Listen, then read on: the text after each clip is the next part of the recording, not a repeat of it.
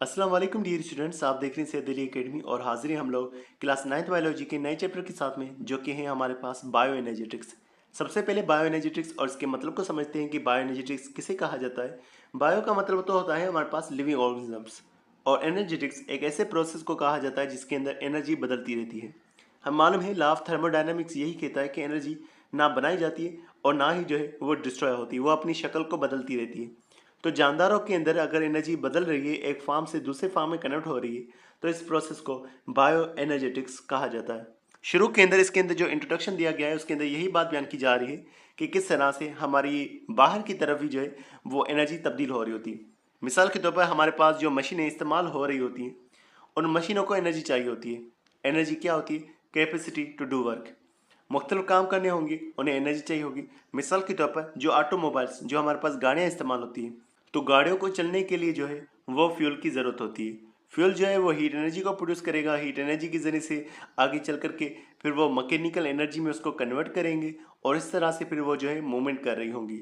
इस तरह से हमारे सेलफोन्स जो है उनके अंदर भी बैटरीज को इस्तेमाल किया जाता है। बैटरीज के अंदर दरअसल क्या होता है, बैटरीज के अंदर स्टोर्ड एनर्जी होती है, तो फिर वो उसको इस्तेमाल करके इलेक्ट्रिकल एनर्जी के अंदर कन्वर्ट कर रहे होते हैं, फिर उसका इस्तेमाल किया जा रहा होता है। इसी तरह से अगर हम लिविंग ऑर्गेनिज्म को भी एक मशीन की तरह समझे, तो हमारी बॉडी न्यूट्रिएंट्स को हासिल करती है। न्यूट्रिएंट्स हमें फूड के तौर पर मिलते हैं। समझ लीजिए जैसे एक मोबाइल के अंदर जो है वो बैटरी दाखिल होती है, इसी तरह से हमारी बॉडी के अंदर हमें न्यूट्रिएंट्स हासिल होते हैं।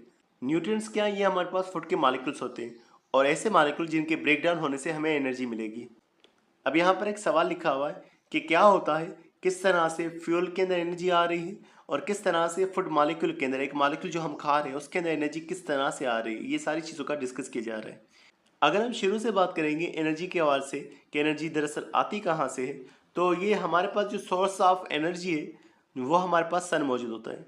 सन में से मुख्तलिफ रेडिएशन से जिसके ज़रिए से एनर्जी हमारे पास आ रही होती है। हमारे पास सन में से मिसाल के तौर पर लाइट एनर्जी या हीट एनर्जी आ रही होती है। इस लाइट एनर्जी का प्लांट्स इस्तेमाल करते हैं, इसे कन्वर्ट कर देते हैं केमिकल एनर्जी के अंदर। तो प्लांट्स लाइट एनर्जी को केमिकल एनर्जी में कन्वर्ट करेंगे, लिविंग ऑर्गेनिज्म में यही होगा। लेकिन बाहर की तरफ जो नॉन लिविंग थिंग्स होंगी, वहाँ पर ये जो हमारे पास लाइट एनर्जी है उसके बजाय हीट एनर्जी इस्तेमाल होगी, और उसका मुख्तलिफ चीज़ों में कन्वर्जन हो रहा होगा। यहाँ पर चार्ट इसी तरह से दिखाया हुआ है कि सूरज में से एनर्जी हासिल हो रही है। वो जो लाइट एनर्जी है उसे प्लांट ने ले लिया। प्लांट ने लाइट एनर्जी का इस्तेमाल करते हुए फूड को बना लिया।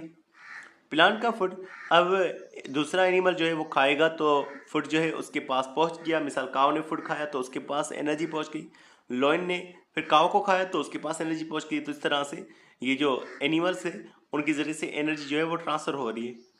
प्लांट्स अगर डेड हो गए, बरी हो गए, ज़मीन में धंस गए, तो वहाँ पर भी वो फॉसल फ्यूल को बना सकते हैं। इसी तरह से एनिमल्स जो है वो भी ज़मीन में धंस करके फॉसल फ्यूल को बना सकते हैं। तो इस तरह से भी एनर्जी ज़मीन में से भी हमें हासिल हो सकती है।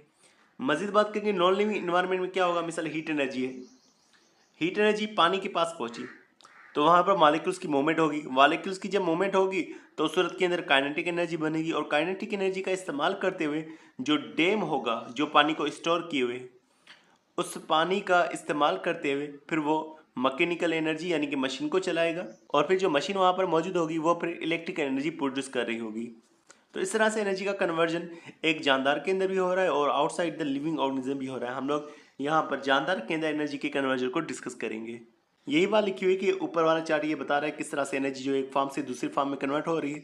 ये लॉ ऑफ कंजर्वेशन को, लॉ ऑफ थर्मोडायनामिक्स को फॉलो कर रही है, जिसके अंदर एनर्जी ना भी बनेगी और ना ही कभी टूटती है, वो अपनी शक्ल और सूरत को बदलती रहती है। अगर हम हीट एनर्जी की बात करें, हीट एनर्जी काइनेटिक एनर्जी में कन्वर्ट होगी जब वाटर मूव करेगा। यही वाटर जो डैम में मौजूद है, जब ये वाटर टरबाइन के ऊपर घूमेगा, टरबाइन एक तरह का जनरेटर होगा जो कि इलेक्ट्रिसिटी को प्रोड्यूस करेगा। तो वाटर जब डैम में मौजूद है और वाटर जब टरबाइन पे गिर रहा है, तो टरबाइन की मूवमेंट करा रहा है, यानी कि वहाँ पर फिर वो मैकेनिकल एनर्जी को प्रोड्यूस कर रहा है। यही टरबाइन मूव करेगी, फिर वो जो है उस मैकेनिकल एनर्जी को इलेक्ट्रिकल एनर्जी में कन्वर्ट करेगी। इस तरह से इलेक्ट्रिकल एनर्जी का इस्तेमाल दोबारा मैकेनिकल एनर्जी में या लाइट एनर्जी में किया जा सकता है। मतलब कि अगर हम उस इलेक्ट्रिकल एनर्जी का इस्तेमाल करते हुए बल्ब या एलईडीज़ को चला रहे हैं, तो ये हमारे पास इलेक्ट्रिकल एनर्जी है। इसी तरह से अगर हम फ़ैन को चला रहे हैं उस इलेक्ट्रिकल एनर्जी का इस्तेमाल करते हुए, तो ये मैकेनिकल एनर्जी, तो मैकेनिकल एनर्जी में दोबारा कन्वर्ट हो गई। तो इस तरह से एनर्जी कन्वर्ट होती रहती है। प्लांट्स की अगर हम बात करेंगे तो प्लांट्स के पास लाइट एनर्जी पहुंचती है जब उनके ग्रीन पार्ट्स में यानी कि लीव्स के पास मिसाल के तौर पर वो एनर्जी पहुंचेगी तो वो उसे केमिकल एनर्जी में कन्वर्ट करते हैं। ये केमिकल एनर्जी फिर उनके फूड में स्टोर होगी। जब ये प्लांट के पार्ट्स मुख्तलिफ जानवर खा रहे होंगे तो उनके पास ये एनर्जी जो है वो ट्रांसफ़र हो रही होगी, और जब एनिमल्स ये मर जाएंगी, ज़मीन में दफन हो जाएंगे, जो उनका प्रेशर बनेगा ज़मीन के अंदर हज़ारों सालों से, लाखों सालों से, तो इस तरह से उस एनर्जी का इस्तेमाल करके फिर फॉसल फ्यूल को बनाया जाएगा। तो इस तरह से ये एनर्जी जो है कन्वर्ट हो रही होती है। तो डियर स्टूडेंट्स, आज के लिए बस इतना ही। तो उम्मीद करता हूँ ये वीडियो आपको पसंद आई होगी। इंशाल्लाह मिलते हैं नेक्स्ट वीडियो में नए टॉपिक के साथ में। तब तक अपना बहुत सारा ख्याल रखिएगा। अस्सलाम वालेकुम।